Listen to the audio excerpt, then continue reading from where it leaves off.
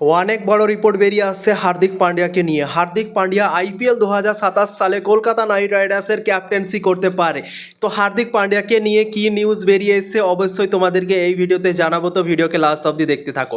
IPL 2027 সালের জন্য হার্দিক পান্ডিয়াকে নিয়ে অনেক খবর তোমরা শুনেছো। হার্দিক পান্ডিয়া 2027 সালের আইপিএলে অন্য দলে যাবে, এটা তোমরা ভালো করেই জানো। হার্দিক পান্ডিয়াকে নিয়ে অনেক খবর চললো কিছুদিন থেকে। হার্দিক পান্ডিয়া কলকাতার দলে আসবে না, চেন্নাইয়ে যাবে না, লখনৌতে যাবে না, রাজস্থানে যাবে, এই নিয়ে কিন্তু অনেক কথাবার্তা এতদিন চলছিল বন্ধুরা। তো হার্দিক পান্ডিয়াকে নিয়ে আজকে যে খবরটা বেরিয়ে এসছে না, সেই খবরটা শুনে তোমরাও অনেক খুশি হয়ে যাবে এবং আমি তো অনেকটা খুশি আছি, তোমরা আমার চেহারা দেখে অবশ্যই বুঝতে পারছো বন্ধুরা। তো কলকাতা নাইট রাইডার্স দলে হার্দিক পান্ডিয়ার মতো প্লেয়ার অবশ্যই দরকার আছে। ক্যাপ্টেন সব থেকে বেশি প্রয়োজন আছে কলকাতা নাইট রাইডার্স দলে।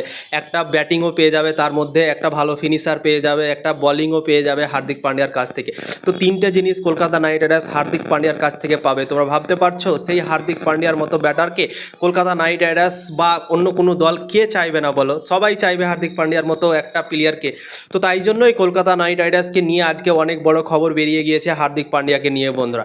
শোনা যাচ্ছে, খবর বেরিয়ে আসছে, রোহিত জাগলানের একটা খবর বেরিয়ে আসছে কি হার্দিক পান্ডিয়া কলকাতা নাইট রাইডার্সের ফ্র্যাঞ্চাইজির সাথে আলোচনা শুরু করে দিয়েছে। হার্দিক পান্ডিয়া নিজেই আলোচনা শুরু করে দিয়েছে, সে নিজেই কথা বলছে কলকাতা নাইট রাইডার্সের ম্যানেজমেন্টের সাথে বন্ধুরা।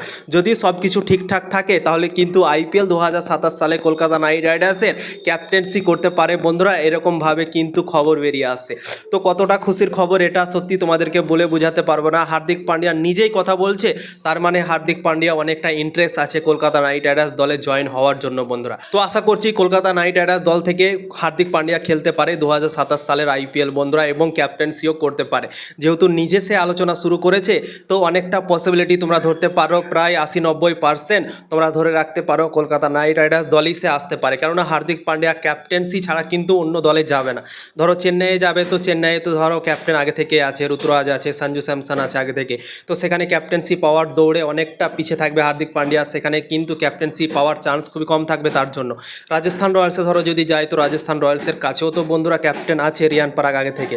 তো আমার মনে হয় কলকাতা নাইট রাইডার্স দল একমাত্র দল যে ক্যাপ্টেন্সি খুঁজছে এবং ক্যাপ্টেন্সি প্রয়োজন আছে, এবং হার্দিক পান্ডিয়া ক্যাপ্টেন্সি ছাড়া তো যাবে না বন্ধুরা। তো তাই জন্য আমার মনে হয় সবথেকে বড় পসিবিলিটি এখন হার্দিক পান্ডিয়া কলকাতা নাইট রাইডার্স দলই আসতে পারে 2027 সালের আইপিএলে বন্ধুরা।